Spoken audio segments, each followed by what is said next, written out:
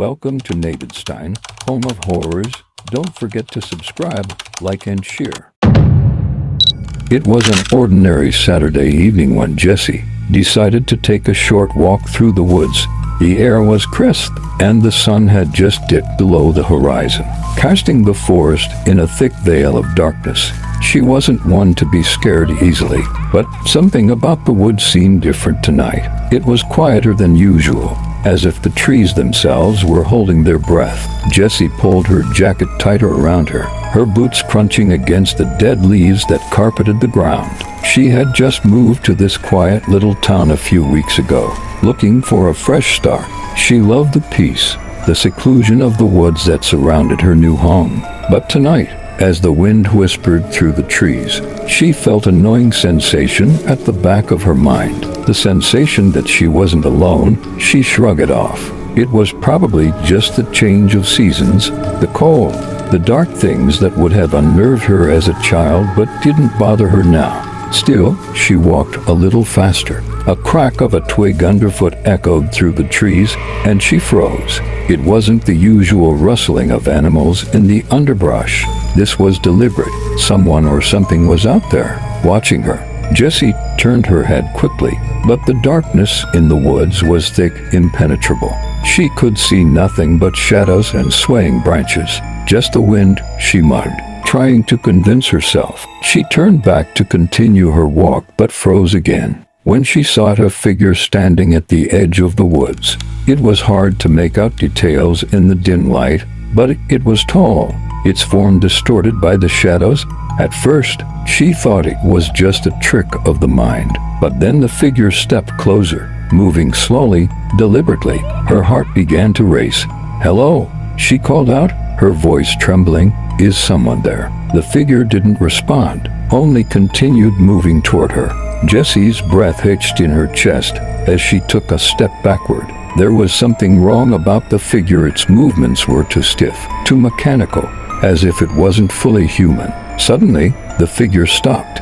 It was only about 10 feet away now, and Jessie could see its face, or what was supposed to be its face. It was pale, featureless, save for two dark, hollow pits where eyes should be. The skin stretched tight over its skull, giving it an unnatural, inhuman appearance. A soft, guttural sound came from its throat, like a low growl, and Jessie felt the hairs on her neck stand on end. She took another step back, but her foot caught on a root, and she stumbled, falling hard to the ground. The figure didn't move, at least not in the way Jessie expected. Instead, it leaned forward, its head jerking at odd angles, as if it were trying to get a better look at her, studying her every movement. Fear clenched around her heart. She scrambled to her feet, but the figure remained unmoving. Jessie glanced around, looking for any escape, any way to get away from this thing. But the woods seemed to stretch on forever. The darkness closing in, she turned to run.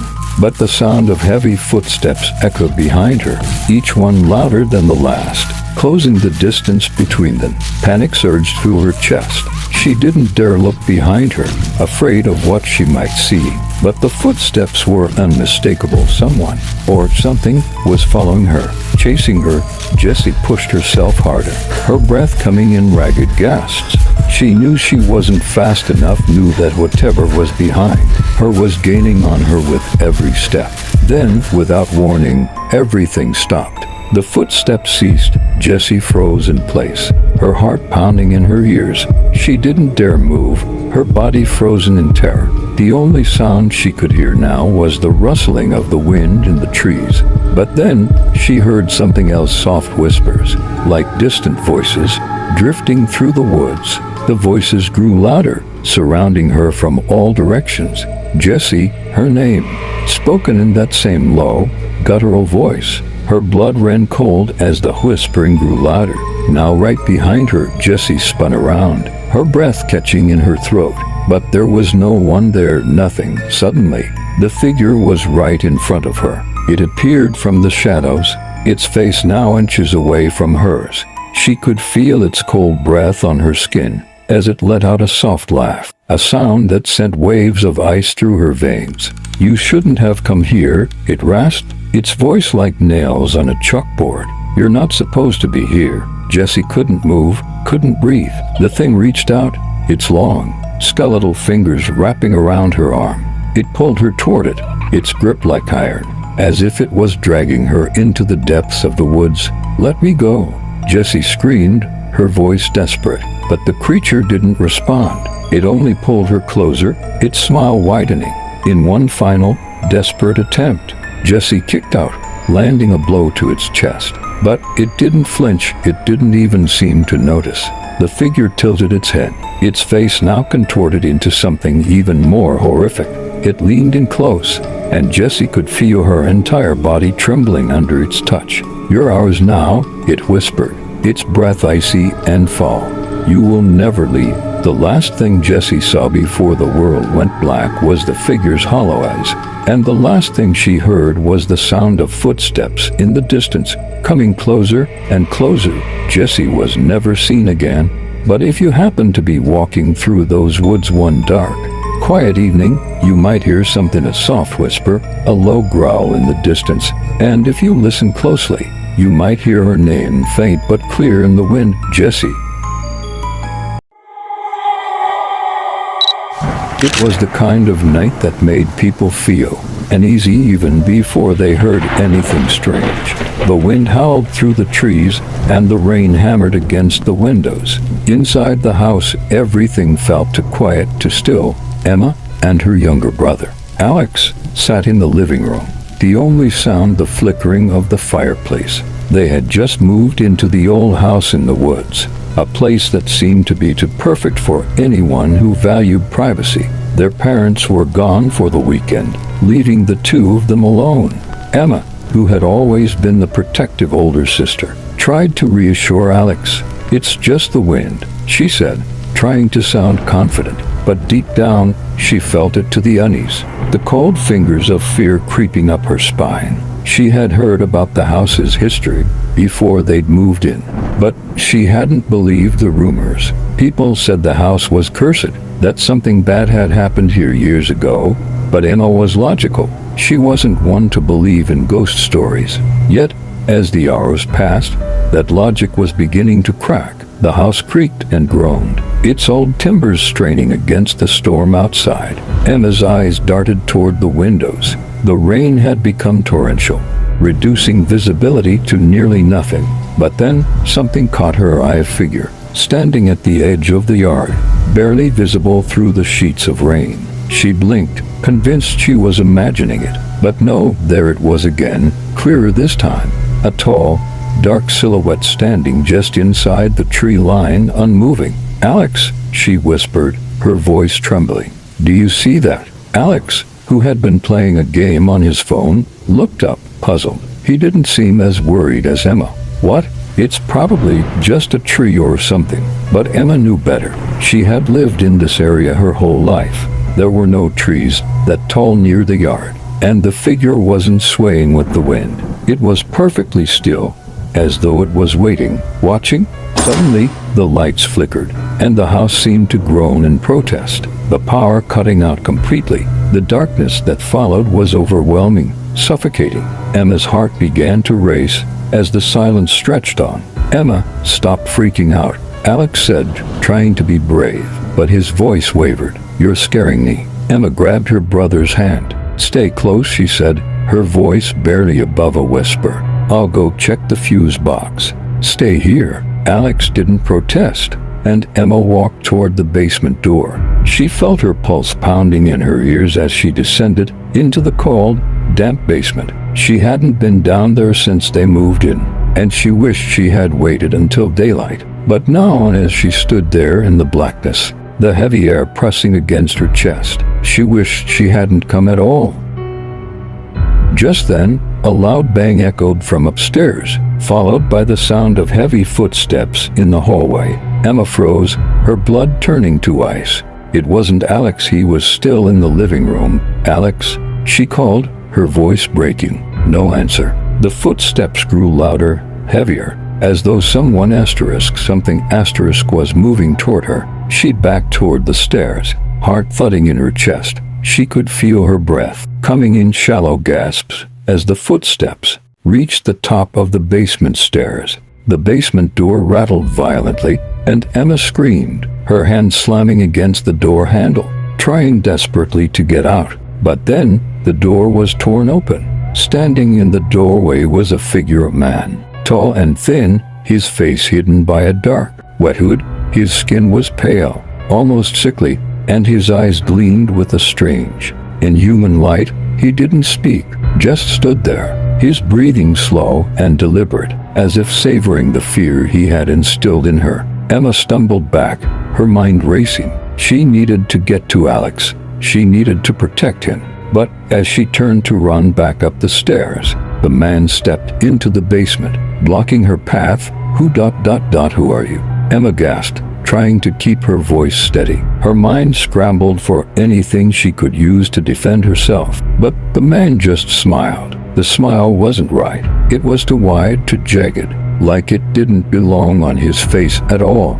You shouldn't have come here, he said in a low, rasping voice. His words were thick with a strange accent, like something ancient, foreign. But now that you have ... I can't let you leave. Emma's heart raced, her throat tightening. She didn't know what this man wanted, but she knew she had to protect Alex.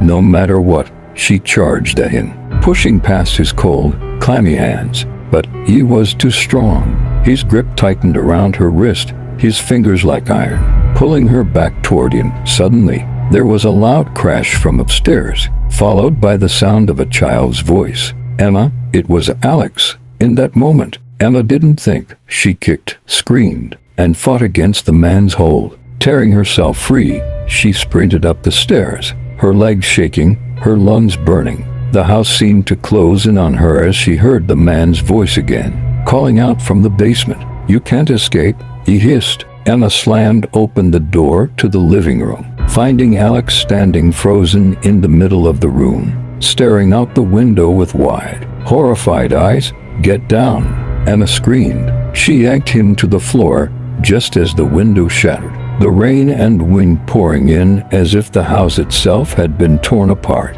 And then, in the distance, Emma saw it. The figure from the yard was no longer standing by the trees. It was at the window now, its face pressed against the glass, its mouth stretched wide in a grotesque smile. Those eyes were glowing, burning with an unholy light, as though something deep within them was screaming to get out. Suddenly, the door to the living room burst open, and there he was, the man, but this time, there was something else behind him, a shadow, a darkness so thick it seemed to consume everything in its path. It loomed over him, crawling over the walls, the ceiling, the floor. It was as if the man wasn't just a person at all, but something that shouldn't exist, something that had come to life from the deepest recesses of nightmares. Emma, run, Alex whispered, his voice barely audible. He clutched her hand, his face pale with fear. But it was too late. The shadow enveloped them both, and Emma could hear the man's voice echoing in her mind as everything went dark. You shouldn't have come here. Now, there's no way out. The house was never found again. No one knows what happened to Emma, Alex, or the mysterious man. But late at night, when the wind howls through the trees and the rain pounds against the windows, you might just hear something, a soft, raspy voice whispering through the storm. Someone's outside. It had been a long day for Jenna. She had just moved into the small house at the edge of the town, a place she had inherited from her aunt, who had mysteriously passed away a few months ago. It was an old house, but cozy, with creaky wooden floors and walls that seemed to have absorbed the quiet echoes of generations past. Jenna didn't mind. It had always been her dream to live in a place like this, away from the noise of the city, a retreat into something simpler, something real. The evening had descended quickly. The wind howled through the trees outside, sending the branches scraping against the windows like skeletal fingers. The house seemed to groan with the pressure of the storm, the old beams trembling under the weight of the night. Jenna had never been afraid of the dark, but tonight, as she sat curled up on the couch with a cup of tea, she couldn't shake the feeling that something wasn't quite right. The house felt off. The air was thicker somehow, like it was waiting for something. She told herself it was the storm. A sense of isolation had crept up on her in the past few hours, the kind of quiet that gnawed at your bones. But that wasn't it. No, something was wrong. It started with the sound, a knock, soft, barely audible at first, but clear enough to send a shiver down her spine. Jenna turned her head toward the door. She hadn't heard anyone pull up outside. Her aunt's house had a long gravel driveway, and Jenna had just parked her car an hour ago. There was no reason for anyone to be here.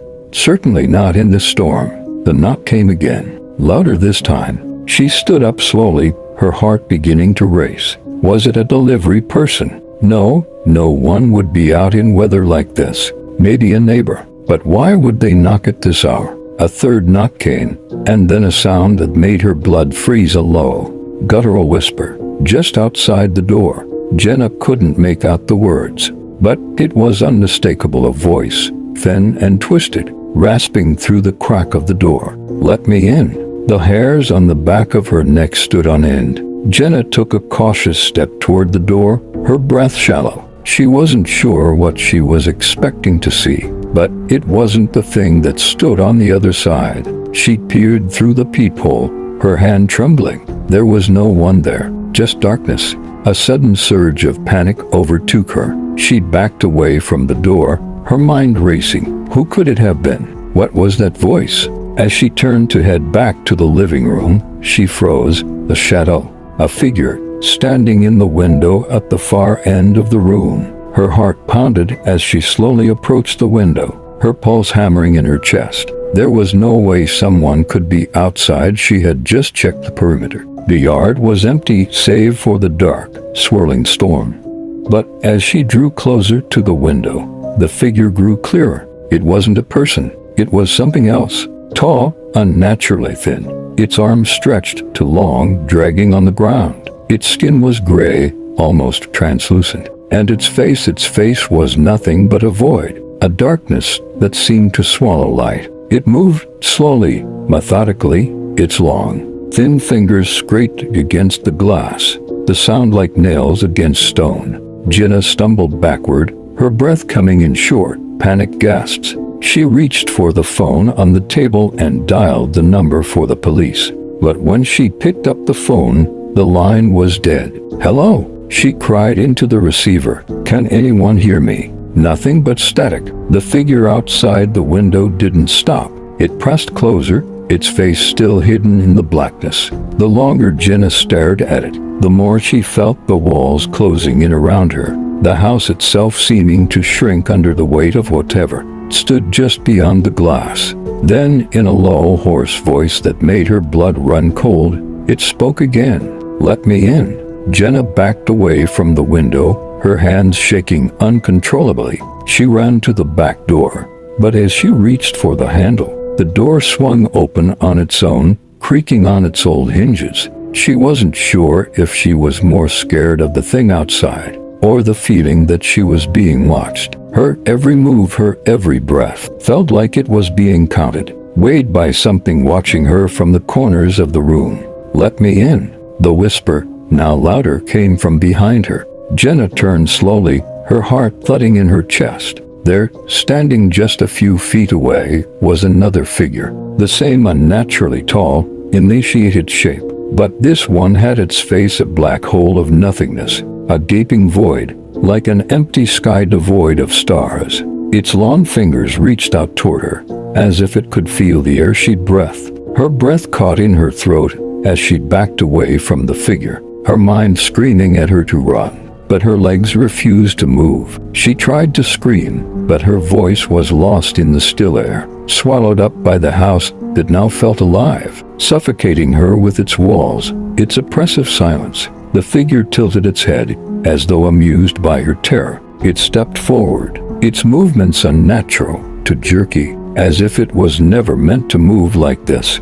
Jenna could feel its cold breath on her skin as it closed in. The stench was unbearable, something rotten, decayed, like death itself. She turned to run, but before she could reach the door, everything went dark. She awoke to find herself in the same place, no different. The shadows in the room seemed darker now, more oppressive. She could still hear the whisper, but now it was louder, closer. "Let me in." She scrambled to her feet, her mind a whirlwind of confusion. What was happening? How had she fallen asleep? And then she saw it.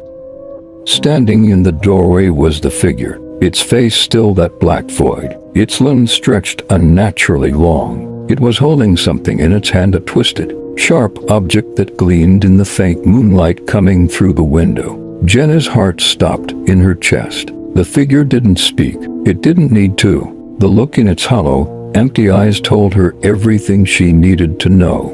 It wasn't asking for entry anymore. It was demanding it. Jenna turned and ran, but no matter how fast she moved, the figure was always a step behind. It never stopped. It never hesitated. And no matter how many doors she locked, how many rooms she ran into, it was always waiting for her, waiting to finish what it had started. In the final moments, as the house itself seemed to pulse with a deep, malevolent energy, Jenna understood what it wanted. She wasn't just its prey, she was its next. The storm raged on outside, but inside, the house fell silent. When the authorities arrived the next morning, there was no sign of Jenna.